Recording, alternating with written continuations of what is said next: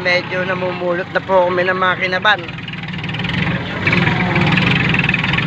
Ayan po si Kasanggang Betong sa si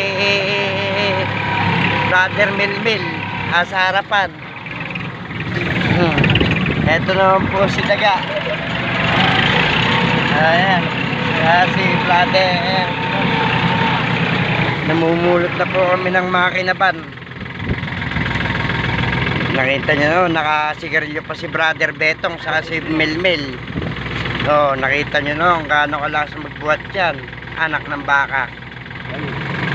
Nakita nyo naman ha.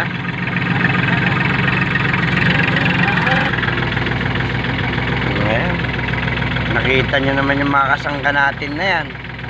No? Kung gaano kalalakas sa kilabban.